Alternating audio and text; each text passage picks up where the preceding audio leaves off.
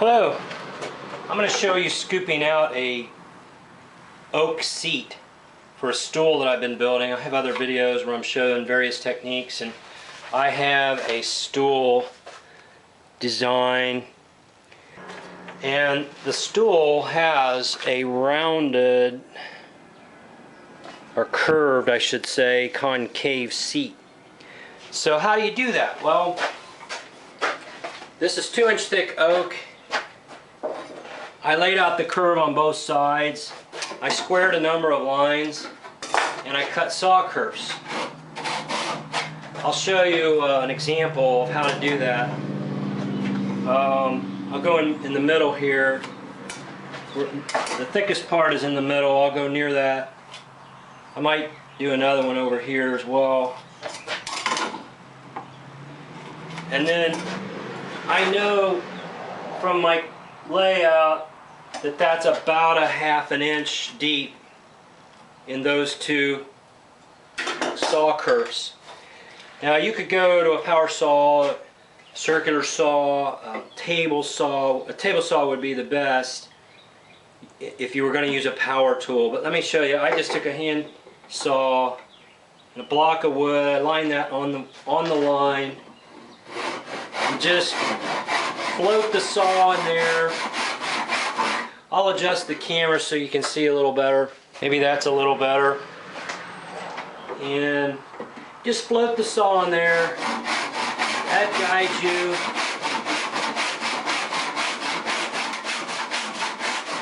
As you begin to get a curve established, you can do away with the block of wood. This is a rough cut, cheap tenon saw.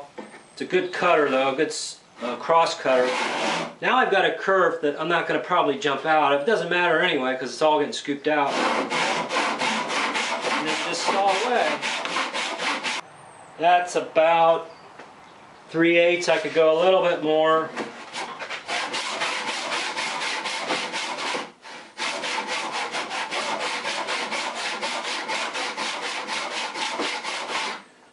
About like that. We'll do another one. Set this on the line. About like that. Just float the saw in, light pressure, pressing against the wood very lightly.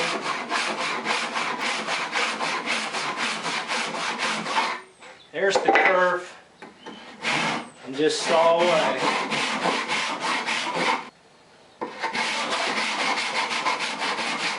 Check your depth, not quite deep enough on that side.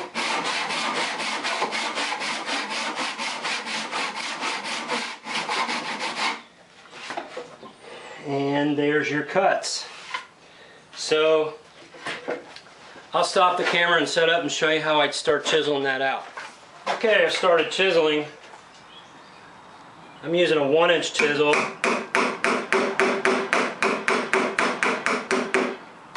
I'm using a beater. These are old chisels I've had. They have metal caps. They're good chisels. They're just, I call them beaters because they're carpenter chisels. They're like butt chisels with a metal striking cap, and I can assure you they're razor sharp, but they're not my wooden handled chisels. Bevel down.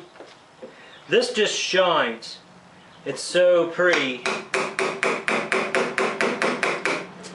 And I'm not all the way out to my 0 point at the edge, my edge line. I'm about halfway in and going down to my first depth line, which is about 1/4 to 5/16 deep.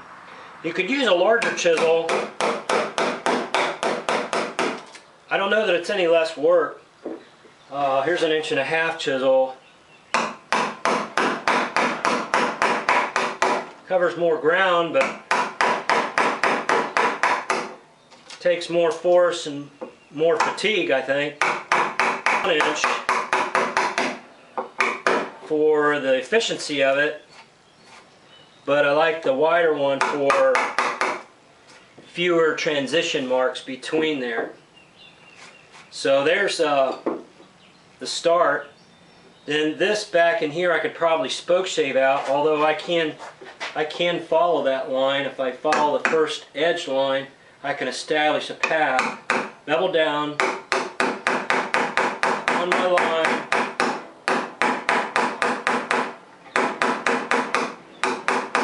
still on my line, a little above my line here.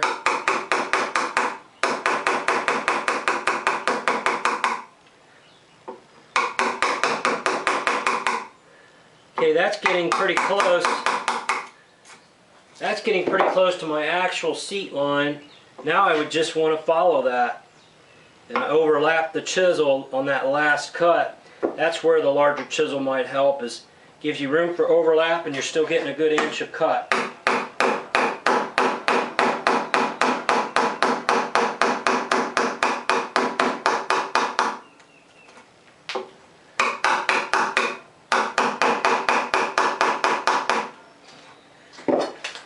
Could you do more cuts? Absolutely, and I may. I'm going to test it here and see how well this cracks out, because I'm going from now about 1/4 deep to 3/8 heavy, 7/16 deep. But I'll do a test, and you want to watch your grain and see what happens. See, that popped out pretty well.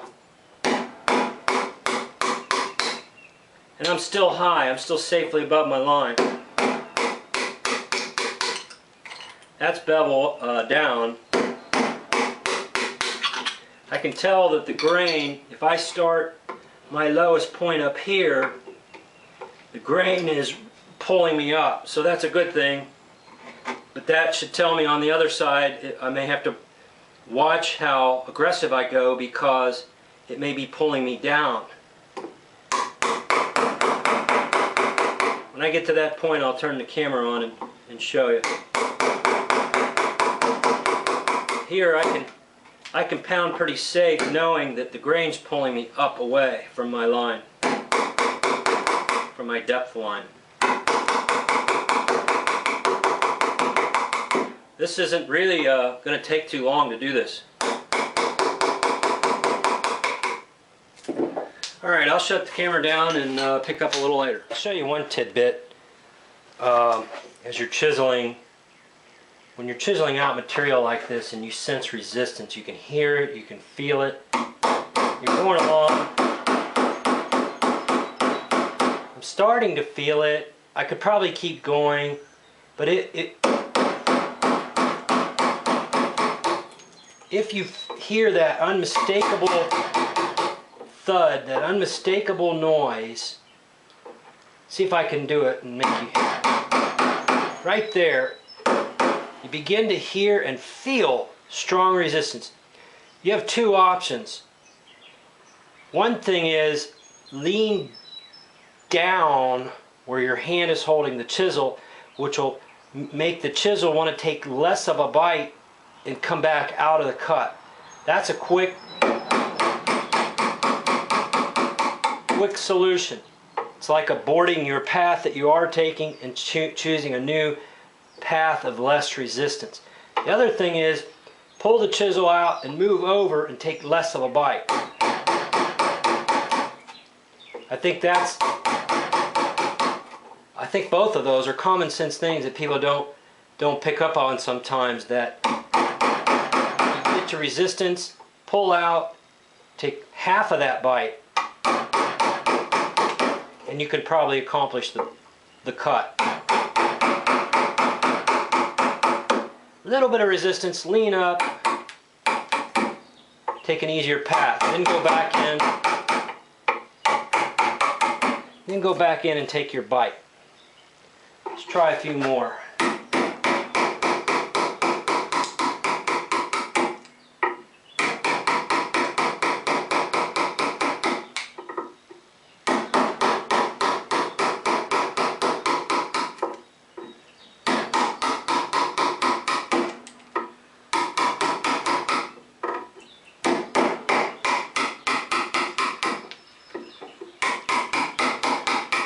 The wood will tell you what it wants to do. That sounds sort of strange, but it's those fibers talking to you and saying, hey, we're not coming out in that amount of a chunk. we're banded together and we're working against you. So you have to kind of divide and conquer. Take less of a bite.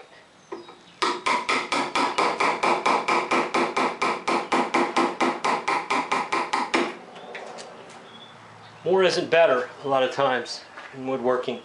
It's actually slower, or more dangerous, or more risky to the piece, and a whole host of other things.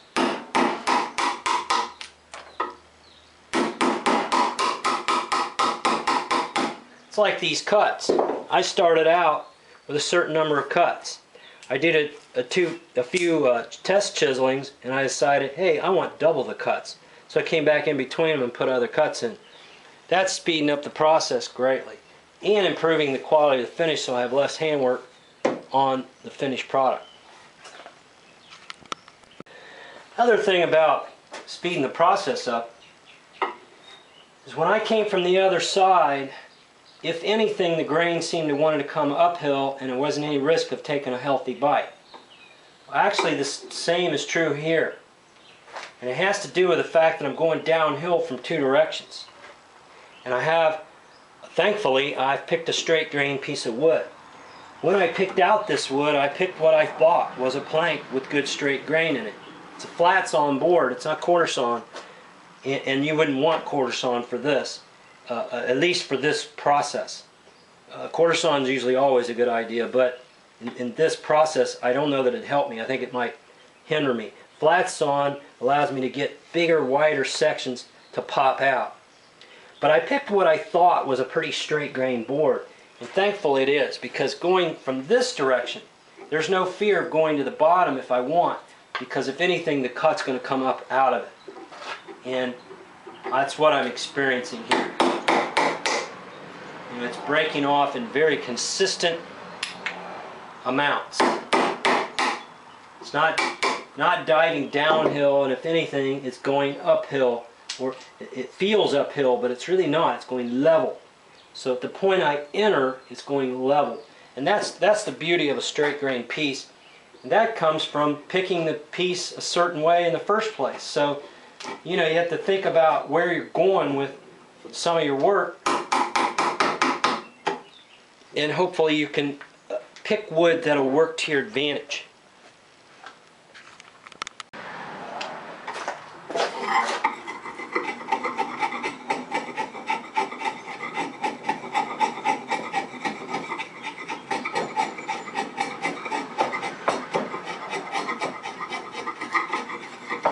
I know a lot of people might be thinking, geez, Jeff, what kind of time does it take to do this? I mean, what did this take in real time? And my answer to those people would be, well, are you trying to make a living like me? Because I'm trying to make a living, and I'm doing it this way. I choose to do it this way. I do the way I know is safe and enjoyable and produces the results that I want. You know, anybody that's going to constantly be bringing up the time issue, my question would be, okay, if you're not doing it for a living, you're trying to do this for a hobby, you're trying to have fun, right?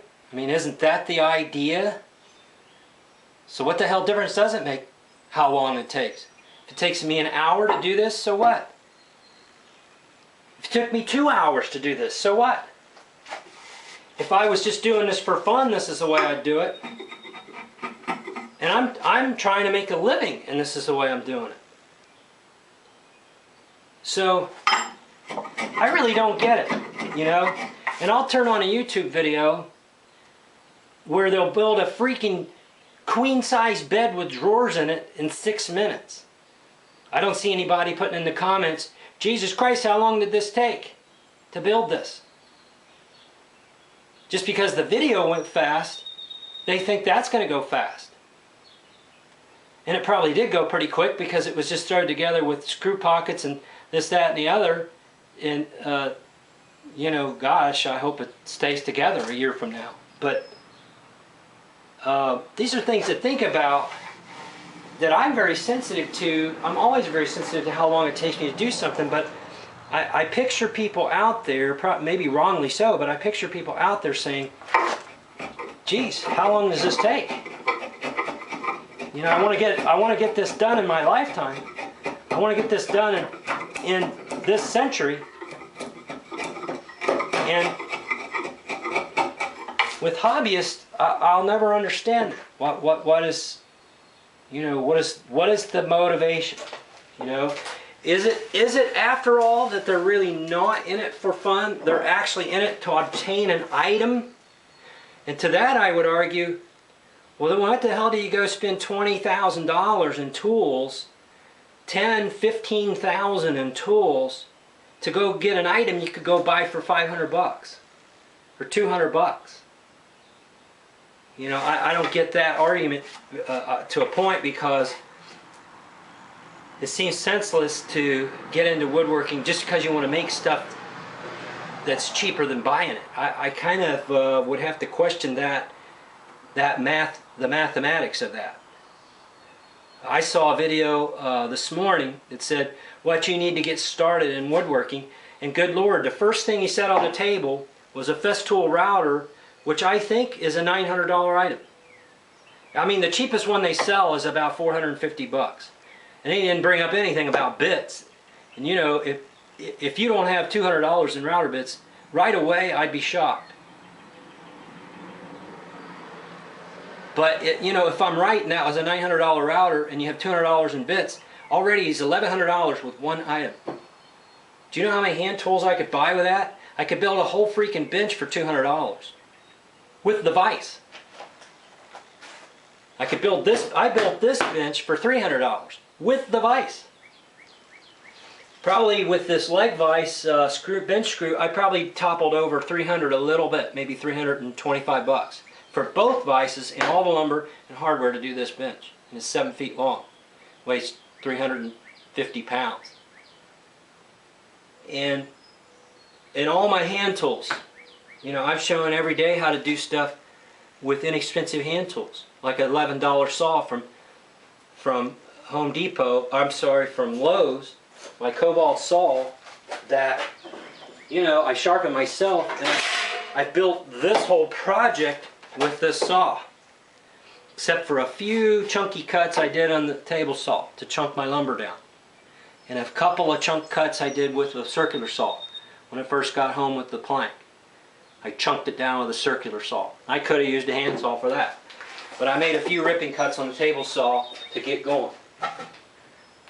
You know, I don't begrudge anyone power tools or, you know, spending money on stuff. It's when they go on the offensive and bring up these stupid points about, well, geez, that's taking too long. And I just marvel at the mentality of that says, I do this for fun, but I don't want it to take very long. It's like, oh, okay, I guess. Another thought comes to mind is when I show you something, I myself might not be showing you the fastest way to do it, and I guarantee you I get faster at this with every minute that goes by, or every chunk of 3, 4, 5 minutes. I'm acquiring new thoughts, new skills, new approaches, new micro adjustments that make the work go quicker. A new approach, a new plan of attack to how to do this little task. But what I'm showing you, I'm not necessarily showing you how fast it actually can be done by hand.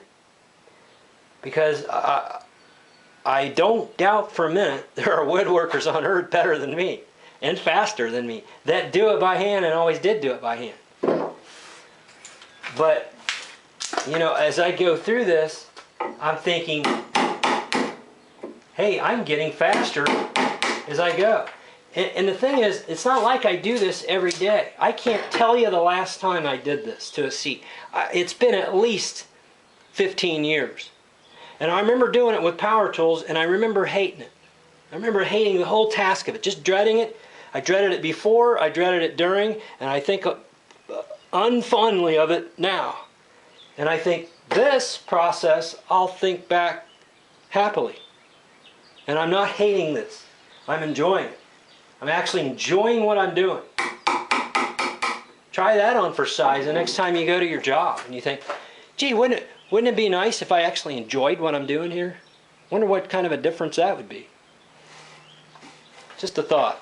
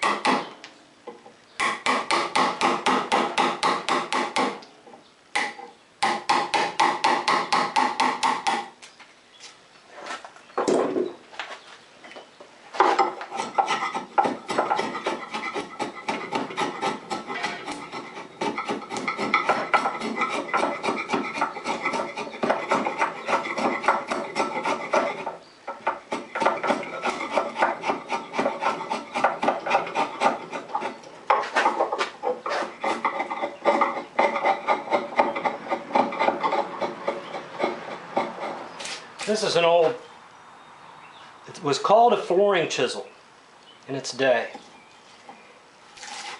And I don't know the history of the tool. I need to research it for you, but the chisel has a distinct bend in it, about a 5 to 8 degree bend in it. And I like it for paring because it gets my hands up out of the way. I can put pressure on the tool.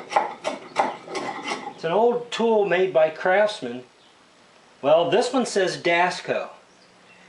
And I have another one that I think is a Craftsman. It's almost identical. The Craftsman I don't think has the bend in it. Let's see, this is the Craftsman, and it's flat. And it's nice for paring when it's long enough, but in this scenario, I could use it, but I'd have to come halfway from one side and then halfway from the other. So it would work. But this old Dasco chisel, I can go quite a ways. I don't know if I can go all the way across, but you wouldn't necessarily want to anyway. I don't want breakout on this side. But if you come across these, I don't think they're made anymore. If you come across these, they're great tools. It's a 1-inch chisel. I was renting a house and the landlady said, oh, by the way, there's some old tools in the basement. If you want them, you can have them. If it's anything you can use. She knew I was a carpenter and I was renovating the house while I was renting it. And she said, you're welcome to have any of that stuff. And I found this chisel, and I don't think it had ever been sharpened. And I sharpened it up. It's one of the few times I put a secondary bevel on the primary bevel. And wow, what a cutter. So if you can acquire one of these, I would recommend it.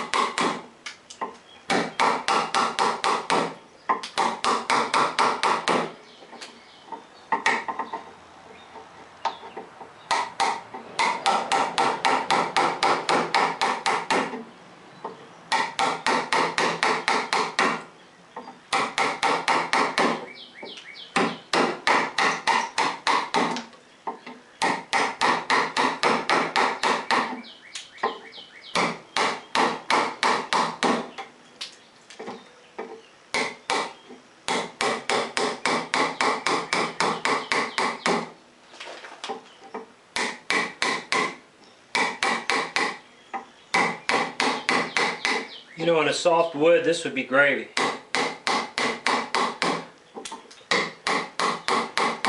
Or a more fine-grained wood like cherry.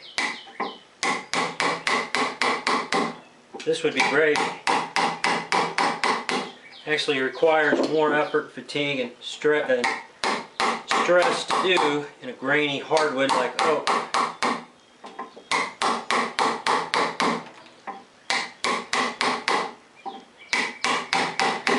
As you can see, it's still not that hard.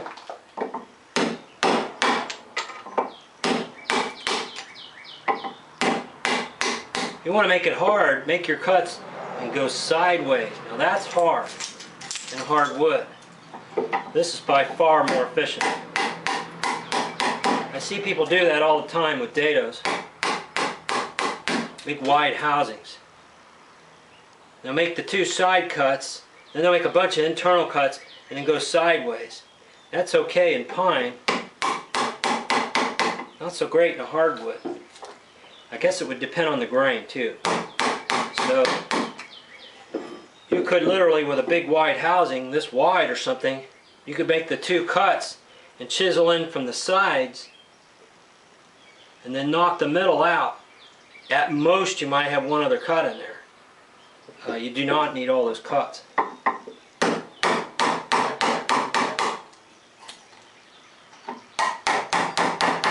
Try to get on my line on the outside here. Closer to my line. I can see what I'm going to.